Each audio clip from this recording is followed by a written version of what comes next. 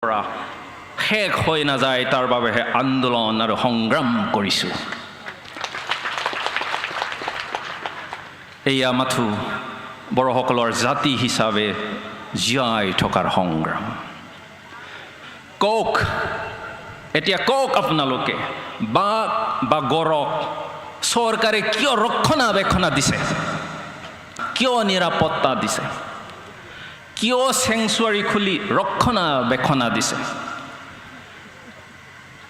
কাৰণ ৰক্ষণাবেক্ষণ নিদিলেই গড় বা বাঘ পৃথিৱীৰ বুকুৰ পৰা শেষ হৈ যাব। গতিকে শেষ হৈ যোৱাৰ পথত থকা বড়োসকলক অতি সোনকালে ৰক্ষণাবেক্ষণ দিব লাগে।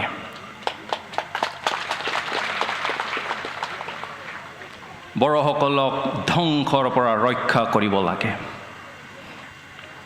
বহুতে কয় বড়োসকলৰ বুৰঞ্জী নাই, ইতিহাস নাই, সেইকাৰণে বড়োলেণ্ড দাবীৰ কোনো ভিত্তি নাই। এই কথা এতিয়া আমাৰ যি চিফ গেষ্ট তেখেতে সুন্দৰভাৱে বুজাই গ'ল। হয়, বহুতে কয় বড়োসকলৰ বুৰঞ্জী নাই, ইতিহাস নাই, সেইকাৰণে বড়োলেণ্ড দাবীৰ কোনো ভিত্তি নাই।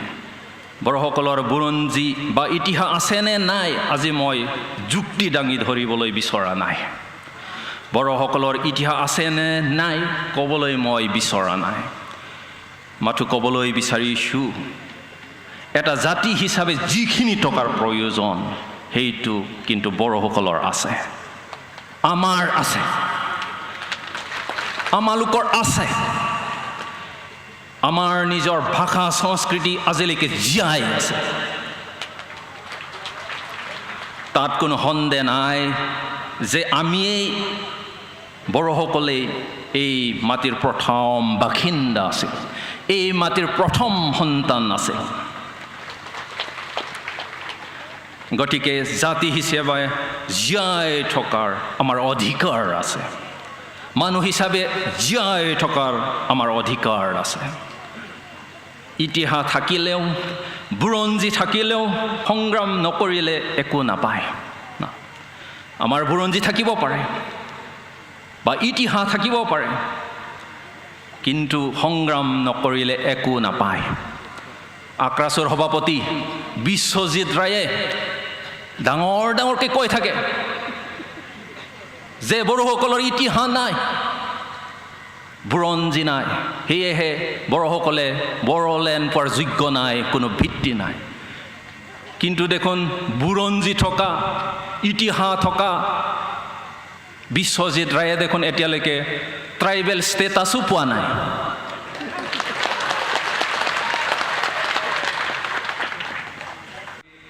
बेनिखायनो जोंहा दिनै जारिमिन दंना गैया बेखौ लानानै सानबाय थानायनि सम गैया।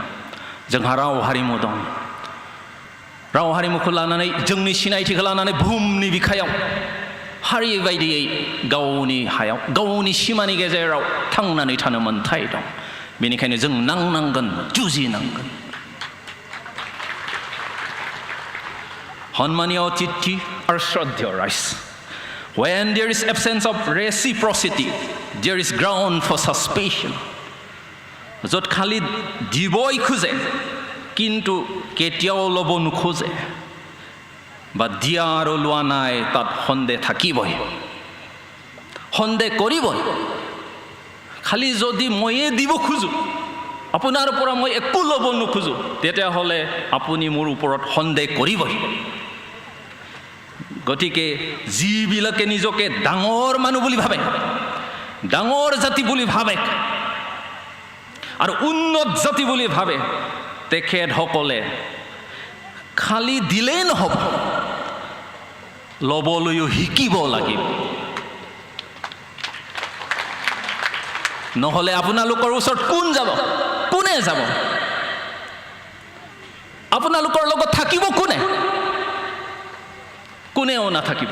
মোৰ সন্দেহ, কাৰণ উন্নত জাতি বুলি, ডাঙৰ মানুহ বুলি, জ্ঞানী মানুহ বুলি খালি আমালোকক দিব খোজে। অসমীয়া ভাষা নক'লে আমাক অসমীয়া নহয় বুলি ক'ব, আমাক বেয়া পাব। কিন্তু কিমান অসমীয়াই আজি বড়ো ভাষা কৈছে নকয় গতিকে খালি দিব বিচাৰিলে নহব খালি দিব বিচাৰিলে নহব ল'বও লাগিব যদি 80% অসমীয়া एबा बर'फ्रानो थांनानै थानायनि खोथाखौ साननो गोनां जादोंब्ला गिनो गोनां जादोंब्ला जों बिथांमोना बुंनाय बायदि 20%नि बर'फ्रा मानोथो साननो गोनां आरो गिनो गोनां जाया जोंनि सुबुं अनजिमाया 80% बा मेजरिटि मोनब्ला जोंहा नांनांगौ गैयामोन जों मेजरिटि मोनब्ला जोंहा नांनांगौ आरो जुजिनांगौ गैलियामोन जोंनो गावनो सरकार दानो हागौमोन आरो नांगौ बायदियै थांनानै थानो राहा लामा खालामना लानो हागौमोन बुंगोन दिनै बर'फोरनि सुबुं अनजिमाया मात्र 20% सो होनना बुंदों नाथाय दिनै बर'फ्रा गावनि हायावनो माबायदि 20% जाखो निश्चय जिखिनि समाव ट्राइबेल बेल्ट एन्ड ब्लक सोरजिदोंमोन बेखिनि समाव बैफोर जायगायाव बर' एबा ट्राइबेलफोरनि सुबुं अनजिमाया गोबांसिनमोन एबा जों मेजरिटिमोन जायनि थाखायनो आसाम सरकार आरो बै समनि गिबि मन्त्रि गपिनाथ बरदलैया बर' एबा ट्राइबेलफोरनि थाखाय ट्राइबेल बेल्ट आरो ब्लकफोरखौ 1948 मायथाइयाव सोरजिनानै होदोंमोन अब्ला दिनै माबायदियै बर' एबा ट्राइबेलफोरनि सुबुं अनजिमाया 20%ल' जाखो दिनै माबायदि बर' एबा ट्राइबेलफोरनि सुबुं अनजिमाया 20%ल' जाखो तार बाबे दायी कुन who is responsible for it जों जेन दा 20% निफ्राय 15% जाया 15% निफ्राय जेन 10% जाया 10% निफ्राय जेन जों 5% जाया 5% निफ्राय जेन जों लाथिख' जाया बेनि थाखायनो जों दिनै साननो गोनां जादों नांनो गोनां जादों जों डायनासुर आरो दद दाउफोर बायदि बे बुहुमनि बिखानिफ्राय जोबस्रांनो लुबैयाखै जोंखौबो सोरजिगिरि इसोरानो सोरजिदों बेनिखायनो जोंहाबो गुबुनफोर बायदिनो थांनानै थानायनि मोन्थाय दं 20% एबा मेजरिटिनि खोथा गैया हारि बायदियै थांनानै थानायनि जुजिनाय आरो दावहाया जुगामि जानांगोन सिबिजाथाव आलासि आरो गेदेमा रायजो राजा नोंथांमोन बाथ्रायाव बुंनाय दं दि सासे मानसिया गोग्लैयोब्ला सिखांना दोम थाया बियो थाबायलाङो दावबायलाङो बेनिखायनो जौथाय बोसोर गोग्लैसोना थानायनिफ्राय जोंबो सिखांनानै दोम थायालाब्लानो सिगांजों आरो जोंनि थांखिजों जों दावगालांनांगोन There is a saying that if a man is fallen he should not only stand up but also move forward We have been fallen for centuries so now it is time not only to stand up but also to move forward towards our destination. नुजाथि फैनाय गेदेमा आलासि आरो रायजो राजा नोंथांमोन जों मोनसे थांखियावनो थायोब्ला सिमां मोनसेखौनो नुयोब्ला मोनसे हारि होननानै सानोब्ला आरो गासैबो सैथोआव थायोब्ला आरो फोथायोब्ला जोंखौ बे बुहुमाव रावबो बोखावनो हानाय नङा जोंखौ रावबो बे बुहुमाव फेजेननो हानाय नङा जों जागोन देरहासार As long as we profess one faith, one nation, and one principle, and one dream, no force on earth can divide us. No force can defeat us. Gedemalasi Raja Raja Nungchangman. We know that dialogue is the highest form of fighting or war. जों मिथियो जे जि सावरायनाय बिनो बयनिसायबो गोजौ थाखोनि नांनाय जुजिनाय एबा दावहा बुजा-बुजि खालामनो एबा गोरोबथालायनो सावरायनाया बयनिख्रुइबो देरसिन जुजिनाय नांनाय होनना जों मिथियो बर'फ्रा बेखौ थांनाय 50 बोसोराव मोनदांबोदों खनफ्रोमबो सोरखारजों सावरायनो थांनायाव बर'फ्रा जेनदों थगायजादों बेनिखायनो जों सांग्रां जानांगोन जोबथा आरो जौसिन मेलेम आरो गियान गोलो बाहायना दावगालांनांगोन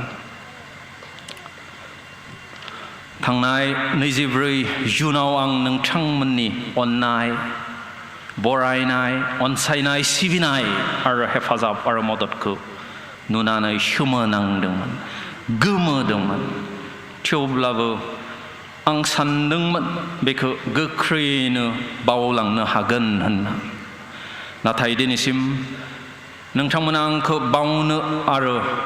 बावनो सम आरो खाबु होआखै दिनैसिम नोंथांमोना लैहोर केम्पआव फैना आंखौ जिबायदि बरायदों अनसायदों सिबिदों आरो हेफाजाब आरो मदद होदों बेखौ नुनानै आरोबाव आं सोमोनांदों आंहा नोंथांमोननो होफिननो जेबो गैया नोंथांमोननि हारि बायदि थांनायनि जि स्पिरिट जिउमा एबा आत्मा बेखौ नुनानै आं इनायनो गोमोदों सोमोदों आरो रंजानायबो मोनदों आं फोथायदों नोंथांमोननि जि हारि बायदि थांना थानायनि हास्थायनाय नाजानाय एबा स्पिरिट एबा जिउमा एबा आत्मा बेखौ रावबो फेजेननो हानाय नङा नोंथांमोना जेरै आंजों लोगोआव दं आंबो मोदोमै जिउयै अराय नोंथांमोनजोंनो थागोन आरो थाबाय थागोन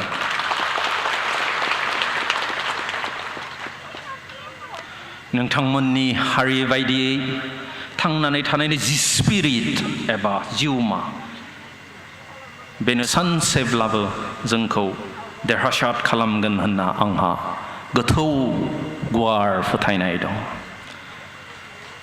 Last but not the least, I would like to thank the media for covering this auspicious day, the celebration of the 27th anniversary of National Democratic Front of Berlin. We have dedicated the 27th anniversary of National Democratic Front of Berlin for the peace and resolution of the conflict. So I would like to request all the media to convey our message, our theme to the people and to the government of India.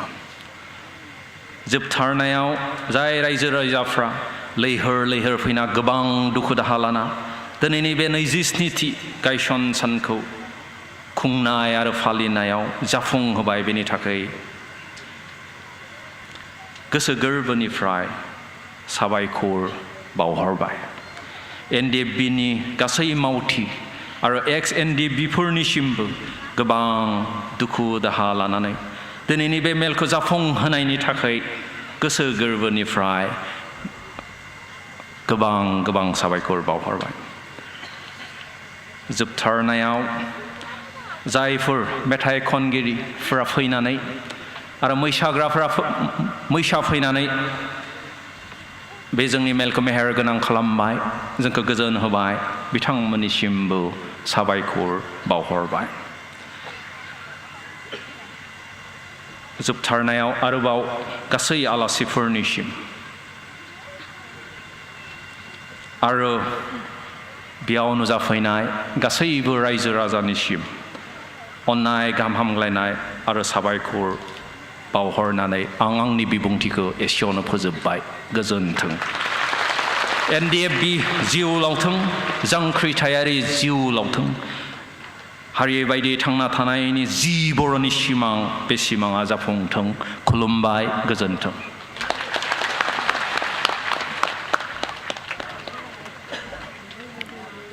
बेसेन गोसा बिबुंथि लाखिलांनायनि थाखाय